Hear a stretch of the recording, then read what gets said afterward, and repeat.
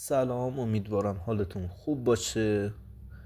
ممنونم که چنل ما رو برای شنیدن داستانهای ترسناک انتخاب کردین. دعوتتون میکنم به شنیدن یکی از داستانهای ترسناک که توسط کاربران برای ما ارسال شده.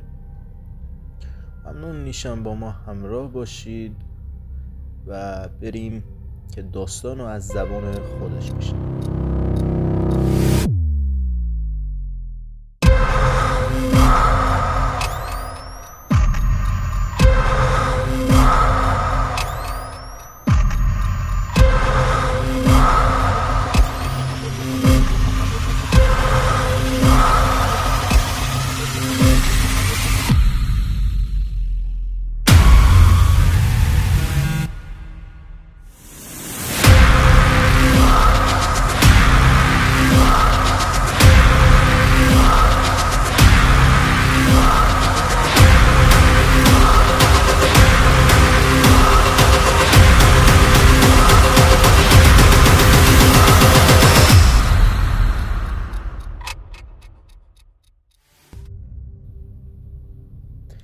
سلام، اسم من ساناز هستش و امیدوارم حالتون خوب باشه. این داستانی که میخوام براتون تعریف کنم برای چند سال پیشه. ما توی یکی از شهرهای اردبیل به اسم پارس آباد زندگی میکردیم. یک روز خیلی عادی کنار خانواده نشسته بودیم که بابام از کار اومد و گفت که یک خونه باغ گرفته که یکی از روستاهای نزدیک شهر بود.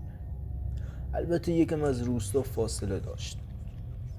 خلاصه همون شب ما سوار ماشین شدیم و به طرف خونه باغ رفتیم.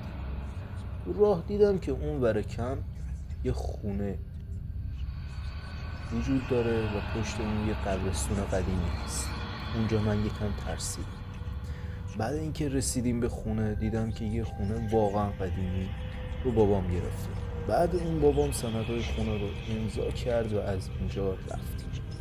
بعد از چند روز به اصرار بابام قرار شد 3 نفره بریم اونجا و بریم.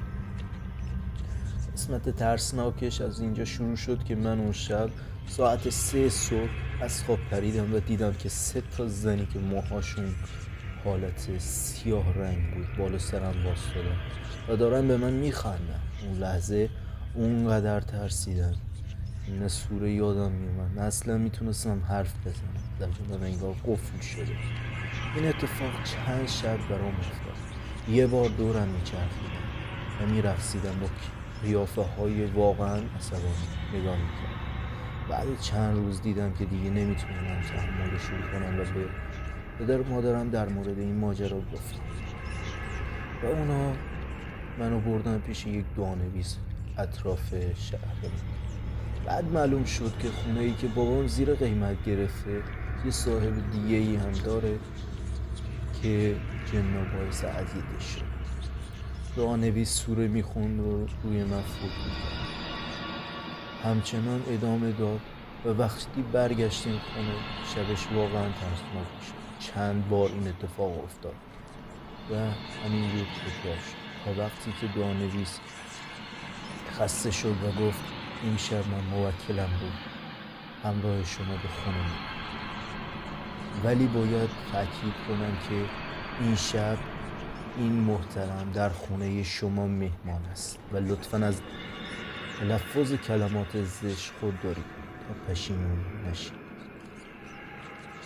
بعدش همون شب از خونه ما صدای جیغ و ناله می اومد و من از ترسم حتی نمیتونستم از جام پاشم. بعد یهو این صدا قطع شد و یه آرامشی تو خونه برقرار شد و برای اولین بار تو اون خونه راحت خوابیدم. صبحش بدو رفتیم سمت دعانویس و ماجرا رو براش تعریف کرد. گفت که اون خونه ای که داریم توش زندگی میکنیم اتاق جنهای شرور بود که صاحب قبلی خونه رو هم اذیت میکردن و بعد از اومدن موکلش دیگه مشکل حل شده و دیگه قرار نیست اون اتفاق دوباره بیفته. الان ما تو اون خونه زندگی میکنیم و اون رو بازسازی کردیم و خیلی خوشگل و باصفا شده. از اون روز به بعد دیگه هیچ اتفاقی برای من و خانوادم نیفتاد. ممنون که تا اینجا با هم همراه بودین ممنون میشم چنل رو سابسکرایب کنید و زنگوله چنل رو فعال کنید. فعلا بدرود.